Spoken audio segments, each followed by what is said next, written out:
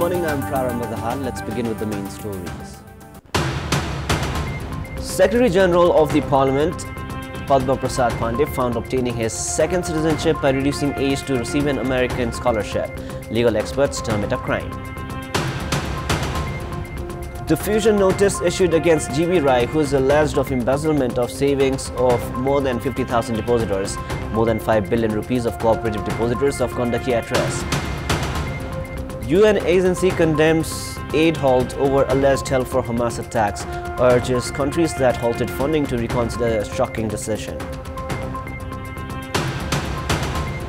And Real Madrid come from behind to beat Las Palmas, move back to the top of the Spanish La Liga, lead second place Girona by 2 points. It has been revealed that the acting General Secretary of the Parliament, Padma Prasad Pandey, himself had filed application to obtain a citizenship certificate by reducing his age by 6 years. Pandey had obtained the citizenship by reducing his age to offer Fulbright scholarship in the United States of America, as he could not do so after the age of 40 because of legal provisions. A complaint had been filed at the parliamentary committee demanding to probe into the matter and take action against Pandey, who has been recommended for the post of the Parliament's Secretary General, citing he had obtained and abused multiple citizenship certificates and passports.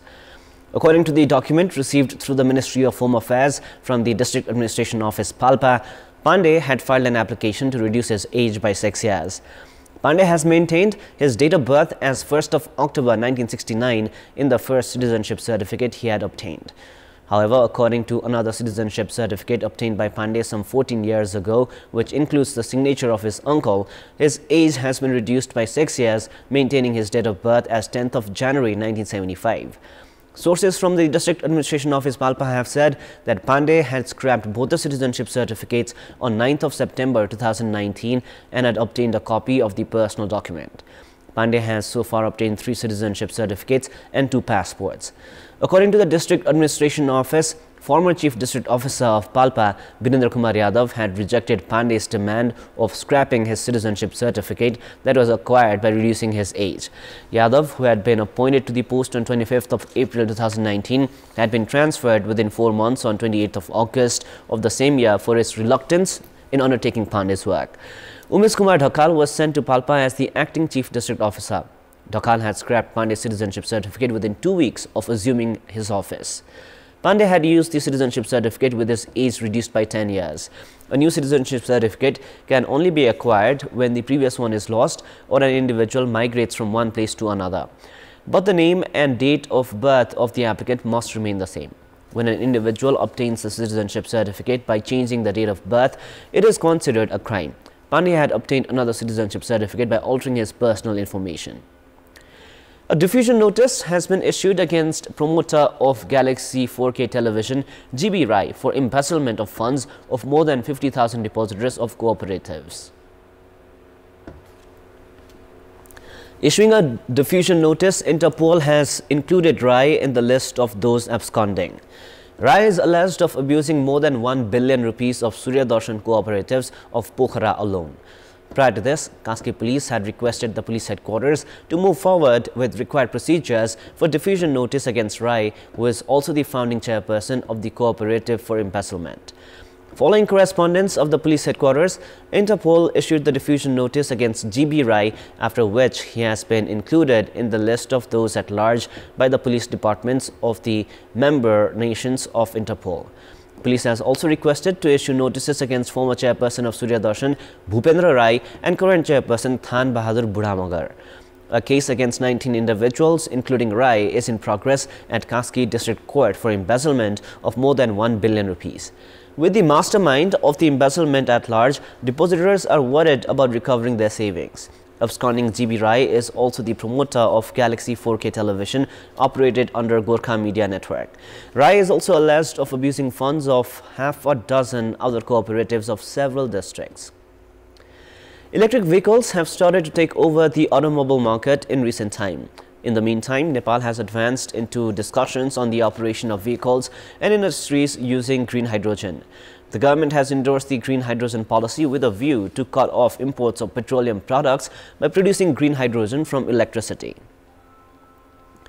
It has been 15 years since Nepal started research on green hydrogen. The Tribhuvan University and the Western Michigan University had first conducted research on the possibility of hydrogen energy in Nepal some 15 years ago. In the budget of the last fiscal year, declaration was made to begin necessary works for the use of hydrogen energy in the transport and industrial sectors. Likewise, the budget also included a plan to establish chemical fertilizers industries by using green hydrogen and green ammonia technology, which is yet to materialize. The government has finally implemented the green hydrogen policy, which states that acts related to green hydrogen and its production and work plan in this regard will be implemented. The policy includes criteria for production of hydrogen, storage and transportation. Furthermore, the production companies will be provided income tax exemption for a certain period of time, exemption on customs, on import of required equipment, inflation rate, among others. As per the policy, royalty exemption will also be provided to companies that establish their own hydropower companies. The government has also introduced a policy to ease consumption and market for green hydrogen. Farmers have been reeling under scarcity of chemical fertilizers amid the lack of production in the country, while 21 billion rupees is being spent annually on its import. Nepal has immense potential in hydropower production. A research on the possibility of over 20,000 megawatt capacity hydropower projects is underway, while some projects are in various phases of construction. Experts have said that the electricity produced in Nepal can be used within the country to produce green hydrogen and decrease the import of petroleum products. It is now time for our segment Public Pulse, where you text us with your opinion. Public Pulse. The question is, what should be done to promote alternative energy? Your options are A. Facilitate policy, B. Increase investment, and C. Make consumers aware. The voting is on. Type NEWS, select your option A, B or C and send it to 34001 to share your opinion with us. Finance Minister Prasad has claimed that foreign investors have been expressing desire to invest in various sectors of Nepal. He said that the process of identifying appropriate projects for investment has already begun. Inaugurating the marketing summit that began in Kathmandu, Finance Minister Mahad said that business persons from India, China and the United States of America, among other countries, are interested in investing in Nepal. He claimed that Nepal will not lack investment, citing all the economic indicators were positive. The investment summit is scheduled to be held in Nepal on 21st and 22nd of April later this year to encourage investment in the country. Now, speaking during the program, Chairperson of the Nepal Marketing Association, Maheshwar, highlighted the immense possibility in Nepal and said that marketing was the key to unveil them. Nepal has been unable to promote its goods and services in the international market amid the lack of proper marketing. In our Public Voice segment, we've asked in several provinces regarding proper management of forests and wildlife. Let us now take a look at what they had to say.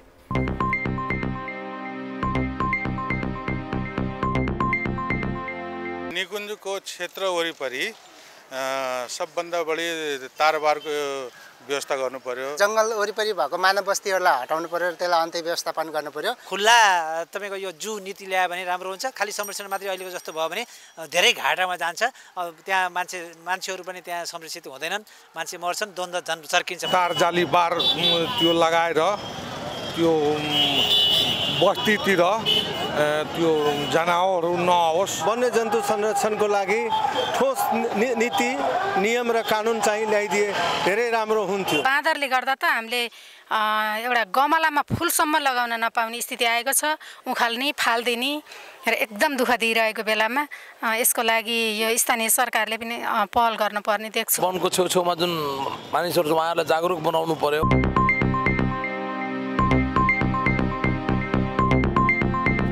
It is now time for the international news.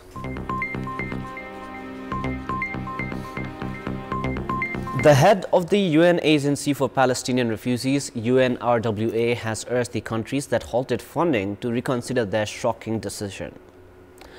9 countries, including the United Kingdom, earlier paused funding the agency. They acted over allegations that some UNRWA staff were involved in the 7th October deadly Hamas attacks on Israel. The agency later announced it was sacking those employees. The countries that have now suspended funding UNRWA are Australia, Canada, Finland, Germany, Italy, the Netherlands, Switzerland, the United Kingdom and the United States of America. Created in 1949, the United Nations Relief and Works Agency (UNRWA) is the biggest UN agency operating in Gaza. It provides healthcare, education, and other humanitarian aid to Palestinians in Gaza, the West Bank, Jordan, Lebanon, and Syria. It employs around 13,000 people inside Gaza itself. Since Israel began its offensive in response to the Hamas attacks, UNRWA has used its facilities across Gaza to shelter hundreds of thousands of displaced civilians. The information on UNRWA employees' alleged involvement in the Hamas attacks was supplied by Israel, which has long accused different branches of the UN, including UNRWA, of bias and even of anti-Semitism. French farmers created a bonfire in front of the southern city of Montpellier's prefecture amid nationwide protests. Prime Minister Gabriel Attal's government dropped plans to gradually reduce state subsidies on agricultural diesel and announced other steps aimed at reducing the financial and administrative pressures faced by many farmers. The farmers maintained protests yesterday and kept their threat of roadblocks around Paris, arguing government measures to quell the demonstrations did not go far enough to meet their demands for better pay and living conditions. France is the European Union's biggest agricultural producer, and French farmers' protests follow similar action in other European countries such as Germany and Poland, with many demonstrators saying they are being hit by globalization and foreign competition. Relatives mourn the deaths of 9 Pakistani nationals killed by unidentified gunmen in a restive southeastern border area in Iran yesterday, amid efforts by the two countries to mend ties after tit-for-tat attacks. Iranian state media said police have been looking for 3 gunmen who escaped after the shooting. The Baloch rights group Halvash said on its website that the victims were Pakistani laborers who lived at an auto repair shop where they worked. 3 others had been wounded. State media said no individuals or groups had claimed responsibility for the shootings in Saravan in Sistan, Balochistan province. The shooting occurred ahead of a planned visit on Monday to Pakistan by Iranian Foreign Minister Hussein Amir-Abdollahian. South Korea's Joint Chiefs of Staff has said that North Korea fired multiple cruise missiles off its east coast today. It did not specify how many missiles were launched, but said the South Korean military has strengthened monitoring and vigilance and was working with the United States of America to analyze the latest launch. North Korea is stepping up confrontation with the United States and its allies, but officials in Washington and Seoul say they have spotted no signs Pyongyang intends to take imminent military action. Kim Jong-un's government is likely to continue or even increase provocative steps, officials and analysts have said, after it made strides in ballistic missile development, bolstered cooperation with Russia, and scrapped its decades-long goal of peacefully reuniting with South Korea. The passenger air route from Kashgar in northwest China's Xinjiang Uyghur Autonomous Region to Islamabad, capital of Pakistan, resumed flights yesterday after an interval of 15 years. A passenger flight took off from southern Xinjiang's Kashgar Lining International Airport yesterday afternoon, carrying 144 passengers from China and other countries and headed for Islamabad. The flight marks the resumption of the Urumqi-Kashgar-Islamabad international passenger route, which had been suspended since 2009. It is also the first international passenger flight departing Kashgar in nearly 7 years. In order to ensure a safe and well-organized resumption, the Kashgar entry-exit border inspection station and relevant authorities made careful preparations and strengthened coordination with airline companies to ensure smooth operations. The captain of the Marlin, Randa, thanked the Indian Navy who helped put out a blaze on the tanker attacked by Yemen's Houthi group in the Red Sea on Friday. The Marshall Islands flagged Marlin, Randa issued a distress call on Friday and reported damage, U.S. Central Command said in a post on X, formerly known as Twitter. The USS Carney and other coalition ships provided assistance to the tanker, and India's Navy deployed INS Visakhapatnam, a guided missile destroyer, after receiving a distress call from the Marlin, Randa, which had 22 Indian and 1 Bangladeshi crew on board, an Indian Navy spokesperson has said. Commodities trader Trafigura said on Saturday it was assessing the security risks of further Red Sea voyages.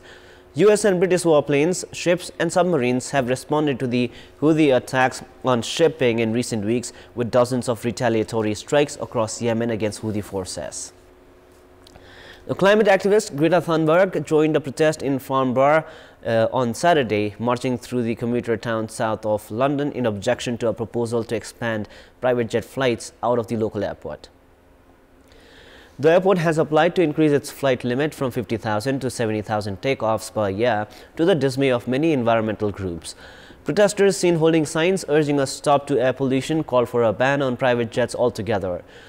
Farnborough Airport is Europe's busiest business airport and hosts an international air show every other year.